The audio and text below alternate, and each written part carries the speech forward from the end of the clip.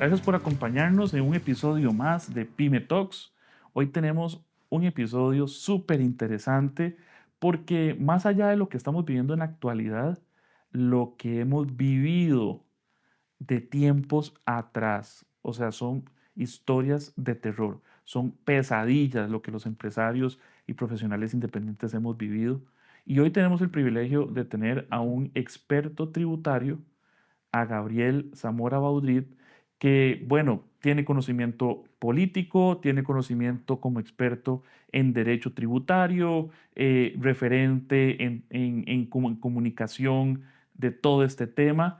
Y bueno, hoy tenemos una buena noticia entre todo esto, que es que la Sala Primera echó o más bien reafirmó una sentencia de un tribunal echando para atrás todo el cobro retroactivo que ha hecho la Caja Costarricense del Seguro Social, cosa que en este podcast celebramos porque realmente son cobros abusivos. Antes de ir a ese punto, ¿cómo estás? ¿Cómo va todo? ¿Todo excelente? Un gusto Gabriel, saludarte, Rafa. igual, Sí, todo muy bien por dicha. me alegro, Y qué muchas gracias por bueno. la invitación. No, es un gusto tenerte aquí, que en tu apretada agenda saques el tiempo para estar acá. Cuéntanos antes de entrar en este punto un poco de tu historia, de dónde vienes, por qué derecho tributario y ya luego nos metemos con todo a ese tema. Mira, no tuve, digamos, mayor margen o espacio para decidir qué estudiar. Mi papá abogado, Claro. mi abuelo abogado, tíos abogados, mi hermana mayor, una prima. Y en aquella época no había tanta orientación vocacional como ahora. Entonces, así entré a la carrera de Derecho. ¿Y por qué tributario? Por un asunto personal. Vieras que me cayó Hacienda. Eh, no tenía yo la especialidad tributaria y entré en pánico. A pesar de que uno tiene formación jurídica, la materia tributaria es compleja, Compleja. súper compleja.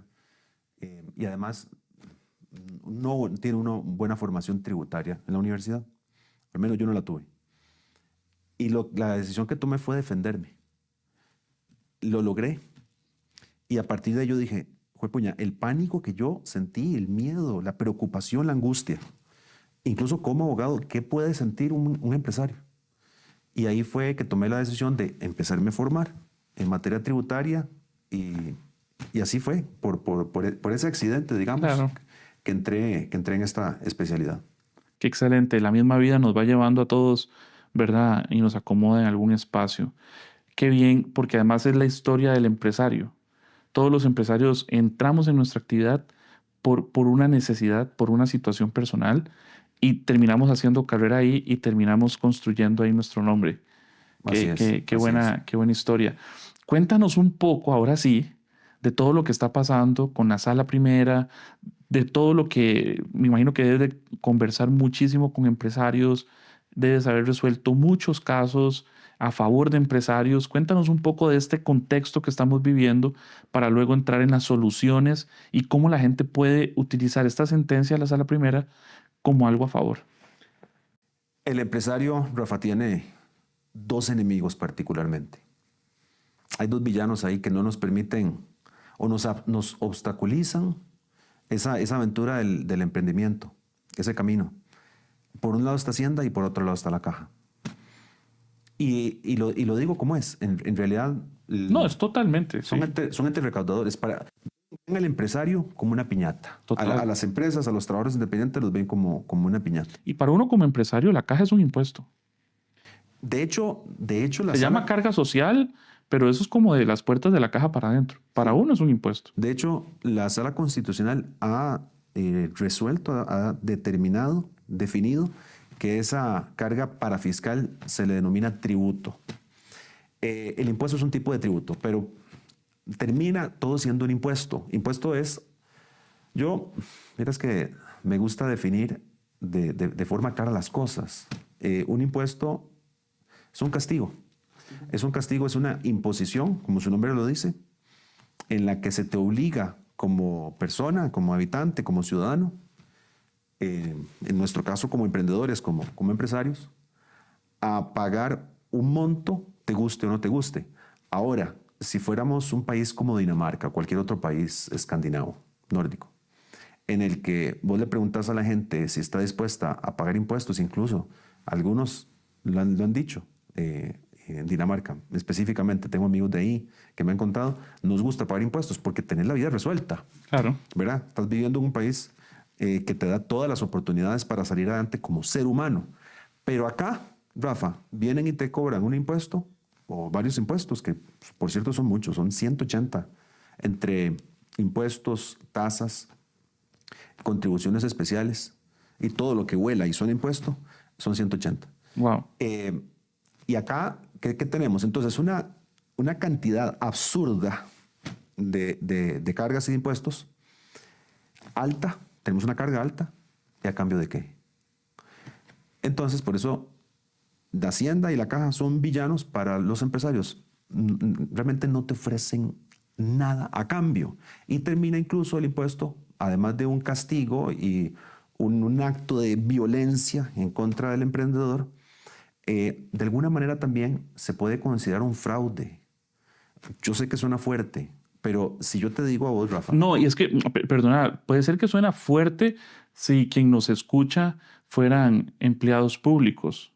Claro. Pero suena correcto para nuestra audiencia, que son pequeños y medianos empresarios que con mucho esfuerzo, trabajando más de 8 horas, porque para el empresario no hay código laboral, ¿verdad? Para el pequeño y mediano no aplica. Código laboral, pero a la inversa. A la inversa, ¿verdad? O sea, ahí no es un delito o no es una falta trabajar más de 12 horas, ¿no? Le toca que trabaje, de todos modos gana mucho dinero. Gana mucho dinero, sí, pero así le toca pagar ese castigo por poder operar. Porque tras de eso, si no paga, te cierran, te multan, te clausuran. Entonces, bueno, ya un poco de catarsis. Ahí voy a ir haciendo un poquito de catarsis. Es parte de... digo que es fraude, aunque suene fuerte. Porque si yo te digo, Rafa, dame un dinero para devolverte algo a cambio.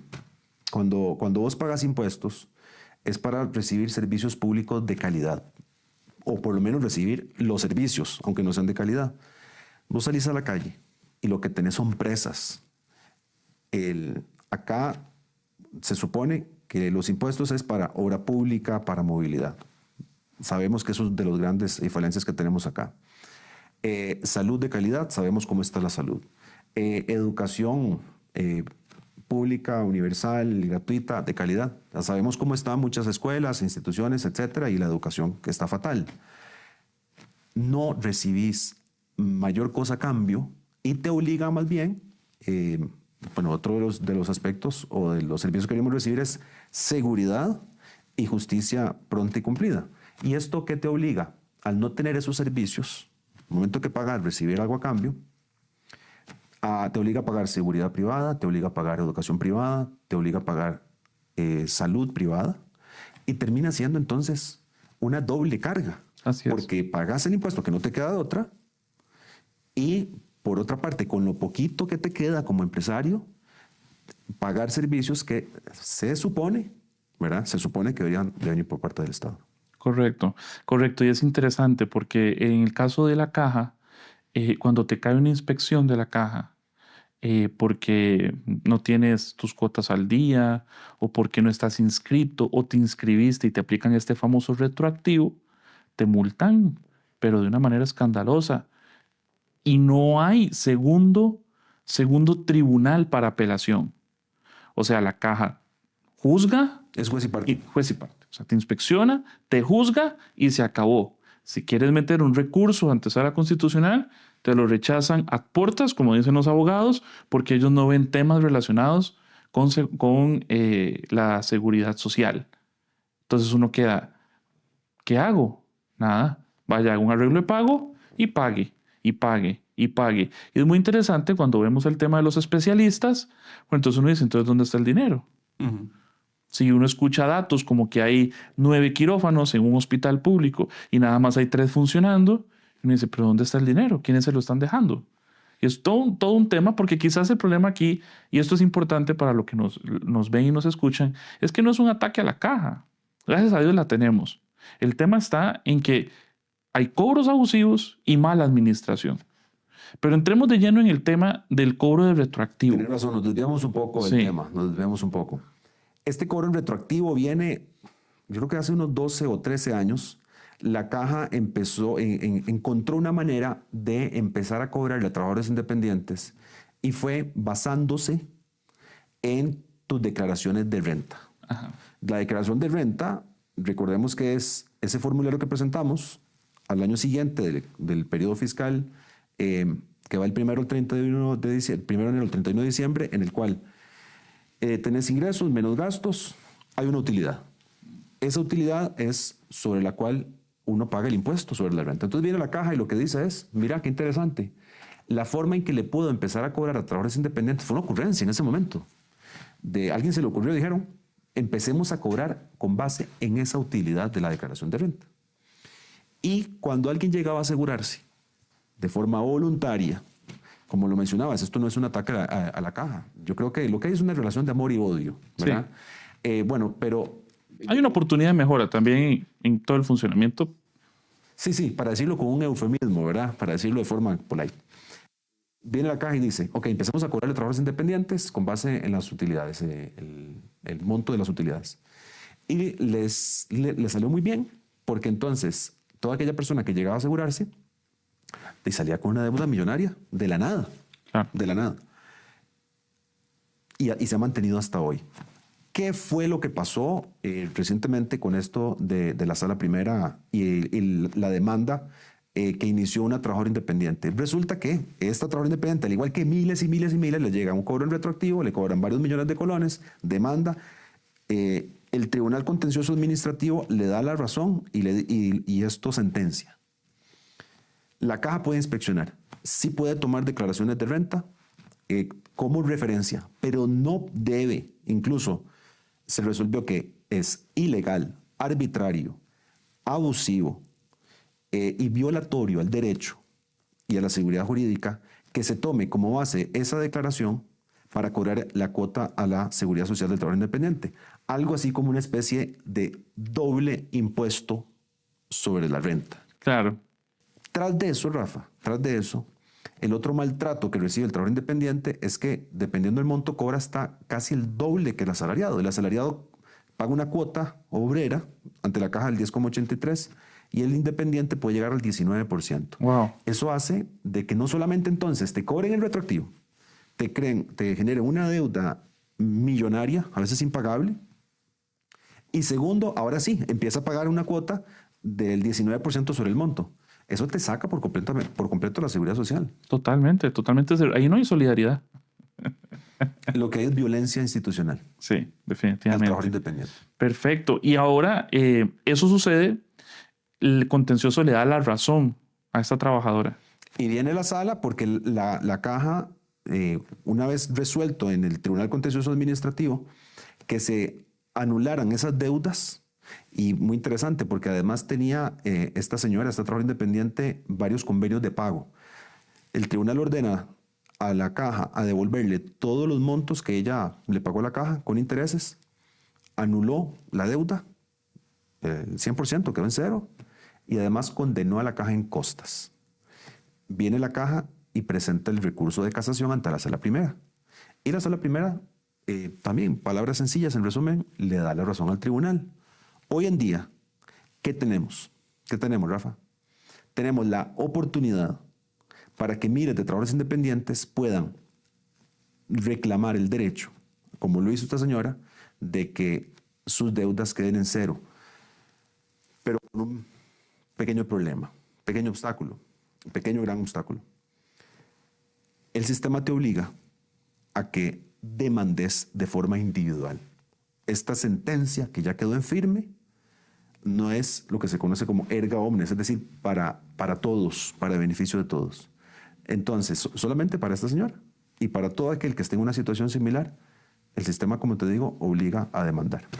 Para poder que le eliminen todos esos cobros retroactivos a los que ya están inspeccionados y que ya la caja ya los tiene en arreglo de pago. De forma ilegal, abusiva, arbitraria y violatoria, pero no queda otra más que hacerlo de forma individualizada, con otro problema, Rafa, y es que aquí es donde uno dice, qué duro ser trabajador independiente, porque tenés la violencia institucional por parte de la caja. Acudís al Poder Judicial y tenés otro tipo de violencia institucional. Porque, por ejemplo, este caso duró 7 años. Empezó en el 2019 y acaba de caer en firme ahora en junio. Estamos en junio Sí. ahora. Junio 2026. 7 años después. 7 años. ¿Cuánto tiempo nos va a tardar si presentamos una demanda? Son años. ¿Y con los casos nuevos qué pasa? Similar. O sea, a ver, un caso ¿La caja nuevo. sigue operando? ¿No tiene algo de parte de la manda? caja. Ajá. Mira, ¿Las para salas mí- se refieren a algo? ¿A que se detenga? ¿A que no siga haciendo esas inspecciones? ¿A que deje de tomar? ¿O lo puede seguir haciendo porque no eso su podría, autonomía llega a ese punto? si vieras que eso lo puede hacer la sala constitucional. Ajá. La sala primera no. La sala primera ve un caso de que viene el contencioso administrativo y va a favor o en contra, en este caso, de la persona que reclamó. Es exclusivo, ¿verdad? Los alcances de la sentencia para esta persona. Entonces, la sala primera podría eventualmente redactar en sus sentencias algún regaño. De hecho, regaña a la caja. O sea, lo que le dice es todo esto que te indico. O sea, que fue arbitrario, abusivo, etcétera. Pero la caja tiene la potestad de seguirlo haciendo. Y de hecho, la dirección de inspección se manifestó en alguna declaración que vi en algún medio de prensa, Rafa, y que fue lo que... O sea, realmente esto me impacta, porque lo que dijeron fue, lo vamos a seguir haciendo. Irónico, porque primero dice, somos respetuosos del fallo. Típico de declaración, ¿verdad? De cualquier otro Sí. que pierde... Políticamente que pierde un fallo. correcto. Correcto. Que pierde un caso. Pero en otra declaración, vamos a seguir solicitando declaraciones de renta y vamos a seguir con los cobros. En otras palabras, para decirlo en buen tico, me resbala esta resolución porque lo voy a seguir haciendo. Así como una golondrina no hace verano. O sea, un fallito, no. Más o menos, solo que yo diría que más perverso, porque es que, Rafa, aquí hay que dimensionarlo. Estamos hablando de miles de trabajadores independientes. Claro. Si tomas Y que el país va cada vez más hacia eso. Por las pérdidas de empleo, por la inteligencia artificial, Claro. por las modificaciones que se están dando en el mercado laboral. Es un buen punto. Cada vez es más las personas que agarran su profesión y quieren dar un servicio. Veamos el número de informalidad, que es un dinero que nadie se lo está ganando. O sea, la junta directiva de la caja requiere urgentemente de una capacitación empresarial. ¿Por qué? Porque así O como... de sensibilidad. De también. sensibilidad, porque así como aquí estamos hablando que cobran abusivamente, yo creo que están pescando en el estanque inadecuado. Dejen de maltratar. Es como si uno tuviera un cliente y a ese cliente uno le quisiera vender día, tarde y noche. Es como, deme. No. Y con garrote. Y con garrotes, le saca la plata, se le mete a la casa, le lleva el microondas, no lo deja dormir. Y tampoco le ofreces mayor cosa, que era lo que hablábamos. Nada. Te aseguro, te cobro un retroactivo, te doy garrote, pero tampoco te recibo con los brazos abiertos en la caja. Y es más fácil que estos estimables miembros de Junta Directiva de la Caja que están siendo elegidos en este periodo de junio 2026, yo sé que quizás algunos amigos van a ver esto en otra época, pero en este periodo están siendo escogidos, que vean los ojos al millón de informales. ¿Y por qué estos informales no van a la caja? Porque no los hemos obligado. No. El lenguaje del empresariado es un lenguaje de incentivos. Ponga los incentivos adecuados y este millón va a ir buscando la miel. Ellos solitos van a ir a inscribirse. Y así dejas de maltratar a unos, traes nuevos clientes y puedes tener mayor ingreso. 75% es la informalidad. 75%. Es una locura. De cada 100 personas que trabajan por cuenta propia o microempresarios unipersonales, según datos del INEC, el 75%. Pero creo que hay un dato peor y es de los que están asegurados, una enorme mayoría están, creo que anda el 85 o casi 90%, están en mora. Y hay otro dato que es más interesante. La gente se inscribe por el mínimo. Sí. ¿Y sabes por qué se inscribe por el mínimo? Claro. De hecho, un día estuve viendo una noticia que el gerente financiero de la caja nos dio el dato. Creo que anda por el 70, 80%, no sé si más, que el asegurado trabajador independiente está por debajo de los 750,000 colones. Pero es que ese dato como te digo, es interesante porque a partir de ese monto es que sube la cuota que hoy anda en 9,98. Tras de eso los porcentajes son enredados. En lugar de Sí, poner un 10, un ¿verdad? 10. Sí, Un sí, 10, sí, bueno. sí. Imagínate, 9,98, después sigo como el 13,8 y después no sé qué al 16 y pico para subir después al 19. A partir de este monto, 750,000 aproximadamente, empezás a pagar, pasas del 10 al 14%. Entonces, no solamente este tema que hablamos de los cobros retroactivos, que ya debería frenar la caja, pero para recibir precisamente toda esa gran base de informalidad, base de contribuyentes informales. Pero no solamente recibirlos, condonando esos retroactivos, porque ya sabemos que es ilegal, aunque van a seguir haciéndolo a pesar de la Pero hay ilegalidad. jurisprudencia ahí. Ahí vamos, ahí se va a ir Por lo menos ya acumulando. tenemos una primera sentencia. Correcto. Ahí se va Y acumulando eso y en se puede derecho convertir en jurisprudencia. forma un punto de partida. Ya hay un Claro. precedente y eso Exacto. hace diferencia. Cobro retroactivo, primero. Segundo, te cobro el doble que el trabajador dependiente. Tercero, de lo que te cobro, no te doy un servicio de calidad. Vas a estar en una lista de espera o simplemente no te doy los servicios. Bueno, y sumemos la pensión por invalidez, vejez y muerte, que, ¿verdad? Es un tema muy escabroso, ¿verdad? Que ya estamos agotando las reservas o tomando las reservas del 2030. Entonces, venimos y le decimos al trabajador independiente que está informal, si usted se asegura, le doy garrote por todo lado. Y además, te voy a cobrar una parte para la pensión, que no vas a tener pensión, ¿verdad? Y otra parte para el seguro, pero no va a ser un seguro de calidad. Por Dios. Entonces, ¿Para qué? aquí es viene la donde pregunta, entonces ¿para muchos qué? dicen, prefiero seguir en la informalidad. Claro, totalmente. Definitivamente, Gabriel, este es un tema que da para mucho. Ya se nos va agotando el tiempo.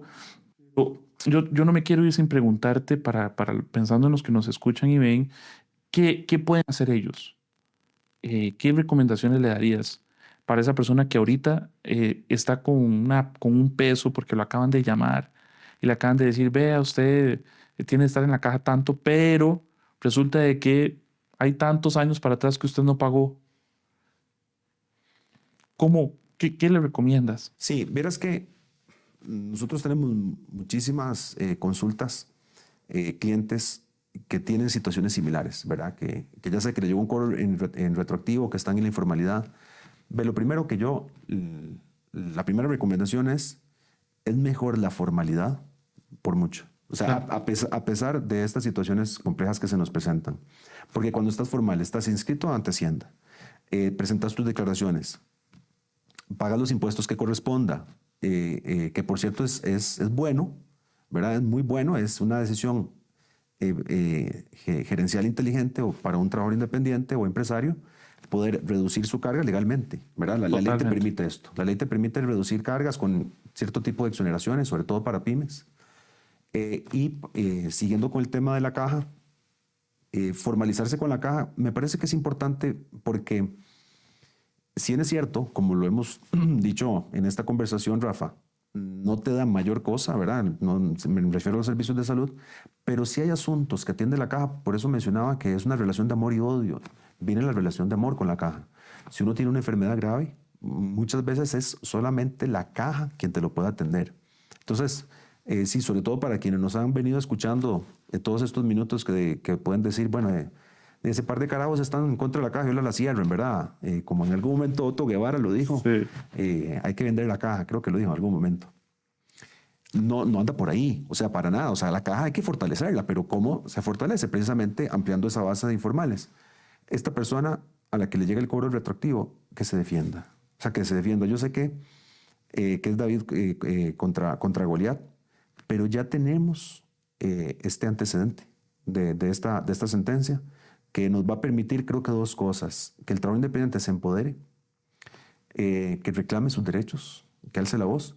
Y segundo, Rafa, que creo que es lo más importante, tiene que haber, no sé si soy ingenuo con lo que te voy a decir, pero tiene que haber gente sensata en la caja, como lo decías ahora, la presidencia ejecutiva, la junta directiva, la dirección de inspección, dirección financiera, no sé, alguien en la caja, algún mando medio, tiene que decir, pero ¿qué hemos venido haciendo todos estos años? O sea, la injusticia que hemos cometido contra los trabajadores independientes. Y ya tenemos una sentencia que, si bien es cierto, no aplica para todos, pero nos están llamando la atención de que es algo que debemos de cambiar. Y no solamente porque hemos sido arbitrarios, injustos y abusivos, aunque no lo reconozcan, es porque en el momento en que empiecen a trabajar con dignidad, Rafa, al trabajo independiente, con todo esto que hemos venido hablando, abriéndole las puertas, van a empezar a recaudar más. Es que, no sé, me parece que es buen negocio. común, ¿no te parece? Es buen negocio, me parece a mí. Refuerzo lo que dices de que no es un tema en contra de la caja. Yo creo que habría otra buena noticia que sería bueno recibir pronto, y es que su estructura financiera de la caja fuera tan buena como la del INS, como la que escuché hace poco de un diputado de la República que hablaba y lo decía así. Me parecería que eso fuera una buena noticia, porque yo creo que no se trata de desestabilizar el Estado de Derecho, Todo lo ni de contrario. desestabilizar las instituciones que ya hay, que no es buen negocio. Es como cuando uno tiene un negocio, y yo es que todo lo veo a ojos de empresario. Uno tiene un negocio y entonces uno dice, voy a cerrarlo. Antes de cerrarlo, yo creo que todos siempre pensamos, ¿cómo hago para que esto funcione? ¿Por qué? Porque ya hay tiempo, ya hay recursos, ya hay una parte operativa que funciona de una u otra manera, ya hay un algo que a veces volver para atrás, pues no es el camino. Creo que mejorar su funcionalidad también sería una buena noticia para todos los costarricenses. Ahora, yo sí creo que hay muy buen negocio en la parte de los profesionales independientes que no están formales, porque además hay un tema, y es que solo para crecer necesitamos al sistema bancario. No hay forma de poder crecer en el mundo, no ha habido forma si uno no tiene un apalancamiento, Sí, una línea de capital de una trabajo. línea de capital de trabajo, y para eso necesitamos estar formales. ¿Cómo es formal? ¿Qué quiere decir formal? Quiere decir que yo a mis trabajadores les doy la tranquilidad, que fue la esencia, el origen de la caja, de que ellos tengan la tranquilidad de que pueden trabajar y sus hijos van a estar resguardados y cuidados en temas de enfermedad, que mi vejez va a poder estar protegida y yo voy a poder llegar ahí bien. Entonces el tema va más por solucionémoslo. Ya los trabajadores independientes y pequeños y medianos empresarios no somos una minoría. Ujú. Ya hoy en un auditorio decían, usted pregunta quién labora de manera liberal e independiente, llámese empresario, y es un 60%. Ya no es como en Claro, los muchísimo. 40, ya no es como en los 60, ya se ha inclinado mucho esto, y cada vez va a ir a más. Entonces necesitamos actualizar al Estado en todos estos temas. Y que esta cultura que tenemos en Costa Rica de persecución al que produce, castigar al que produce, yo diría que también a veces hasta envidiar al que produce, es hora de tenerla. Acá Hacienda y la Caja y diferentes instituciones han visto al empresario, no sé si es por un tema de idiosincrasia del tico, Rafa, que se ha visto al empresario como aquel que hace trampa, ¿verdad? Ahora Sí, que hablaba de décadas anteriores o sí, hay generaciones una anteriores. presunción de culpabilidad.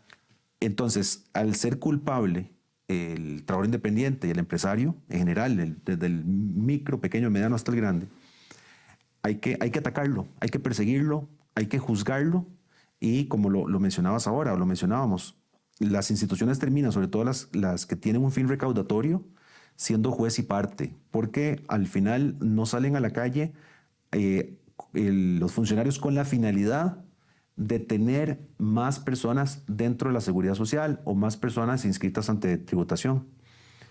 Salen para ver de qué manera se recauda más, cobrando más impuestos que ya de por sí son altos, cobrando sanciones, cobrando multas, cobrando intereses. Y ojo, Rafa, está bien. O sea, está bien que se cobren y se paguen los impuestos. Está muy bien que se ataque y se persiga la evasión. Lo que está muy mal es que se persiga a aquel que produce y que quiere hacer las cosas bien, y que muchas veces se ve que le pones o se le ponen obstáculos para que no lo haga.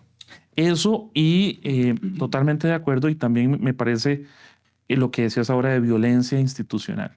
O sea, el tema de que no se tenga un trato en el cobro. Vamos a ver, un empresario no puede desaparecer de la noche a la mañana. El empresario no puede cerrar su lugar e irse porque no pagó la patente, o porque no pagó el registro sanitario, o porque no pagó el permiso de funcionamiento. Pero a veces el empresario lo que ocupa es un día, 2 horas. una semana para poder resolver. A veces lo que el empresario nuevo que acaba de abrir necesita es un mes, mientras le hacen el trámite funcionar, no al revés. No esperar a que tenga los trámites, tenga los documentos para empezar a funcionar, sino que desde el día uno, desde que pagó el alquiler, pueda abrir y funcionar. Y que no tenga que esperarse y pagar alquileres o pagar la hipoteca o pagar el préstamo del lugar que compró para ponerlo a funcionar. Entonces, es una forma de pensamiento. No es tan complicado si lo vemos desde el buen negocio que es formalizarse y que desde este podcast siempre lo hemos dicho, formalizamos que apoyamos la formalización. Creemos que la formalización es el camino para que exista ese tránsito entre el emprendimiento, el micro, el pequeño, el mediano. Y el tema es sencillo, Procomer, por ejemplo. Procomer es una zanahoria que todos quieren estar ahí. ¿Cómo haces para entrar a Procomer? Esa es la pregunta que diariamente con empresarios que hablo me dicen. Sencillo, transite, siéntese con ellos, llévese todo lo que usted necesita, porque de una u otra forma el empresario que se va formalizando también va ganando un estándar de calidad, también va mejorando su proceso, va mejorando su contabilidad, va teniendo apalancamiento. Y eso nosotros lo promovemos, pero una cosa es promover eso, y otra cosa es promover que te puedan llegar y cerrar arbitrariamente o que te metan una sanción un día cualquiera y otro día también de 10 millones, de 15 millones, y más bien uno sienta que el sistema, en vez de impulsarte en la parte productiva, lo que quiere es hundirte, que también es muy extraño, porque si el sistema quiere hundirte, ¿de dónde van a salir los salarios que tienen las instituciones? Porque las instituciones no venden, simplemente recaudan y dan un servicio. El sistema es perverso. Desde su origen, desde su génesis, el emprendedor, ahora que hablabas de los trámites iniciales, de 3 semanas hasta casi 6 meses o más, dependiendo de la complejidad del negocio, es lo que se tarda un empresario o un emprendedor en Costa Rica para iniciar su negocio. ¿Qué cuesta, Rafa? Lo que se conoce como la interoperabilidad, que es juntar a las diferentes instituciones, ponerlas de acuerdo. Es que en una te piden los mismos datos que en la otra, y así vas. Tenemos contabilizado que para un negocio con complejidad, nivel, digamos, medio hacia abajo, te piden 86 datos aproximadamente, de los cuales son reiterativos como el 35%, una tercera parte. ¿Qué cuesta tener una sola vía, un trámite que sea 100% digital y que en cuestión, un día por mucho, pero es algo que deberías tener resuelto en horas, que ya puedas tener tu negocio formalizado y empezar a operar? Que se exigen requisitos un poco más complejos para ese negocio en específico. Bueno, hagámoslo a la inversa. Hoy en día lo puedes hacer semanas después, hasta que ya tengas, o meses después, hasta que ya tengas todos los permisos. Hagámoslo a la inversa. Empecemos y demos un periodo para que se puedan cumplir con esa permisología. Y voy más allá. Démosle la oportunidad al emprendedor, una vez que ya esté formalizado, que como te digo, debe ser en pocas horas, pero después de ojalá 6 meses de poder operar, tener, yo sé que es otro tema, Rafa, pero hay que sumarle los fondos de Banca para el Desarrollo. Hay fondos disponibles, hay miles de millones de colones de fondos disponibles, pero entonces incluyamos el sistema Banca para el Desarrollo precisamente en esa interoperabilidad, de forma tal que cuando ya el emprendedor o empresario ha cumplido ya con ciertos meses o un tiempo X para demostrar que tiene capacidad de pago, que lo pueda hacer también en cuestión de horas y que no tenga que volver a sufrir o sufrir otro castigo, ¿verdad?, para tener acceso a esos fondos. Hay mucho que hablar, definitivamente. Pero es muy fácil, Gabriel, Rafa. Es que es sencillo, es definitivamente. fácil. Lo que pasa es que a veces no es con cambio de leyes, es voluntad política. Sí, definitivamente que hay que ir inclinando cada vez más la balanza hacia ese pensamiento. Es parte de los propósitos que tenemos desde Pyme Talks, que un país más empresario, un país con una mentalidad más hacia el desarrollo de lo nacional, de nuestras pequeñas y medianos empresarios, para solucionar muchos temas y muchos retos y desafíos que estamos teniendo. Se nos acaba el tiempo, Gabriel. Creo que quedaron muchos. Vamos a tener más episodios, vamos a estar conversando más. Muchísimas gracias por tu tiempo, por venir, por acompañarnos y por darnos todas estas enseñanzas y más en este momento tan clave del país, que se marca un precedente y que esperemos tener mejores noticias. Muchísimas gracias por estar con A nosotros. ustedes, Rafa, y muchos éxitos en todo. Gracias por escucharnos, gracias por acompañarnos en este episodio y recuerda, si te preguntan dónde lo escuchaste, fue en Pyme Talks. Es muchísimo. Eso del Sistema para la Banca para el Desarrollo, yo a veces lo que me pregunto es por qué el Estado en esos temas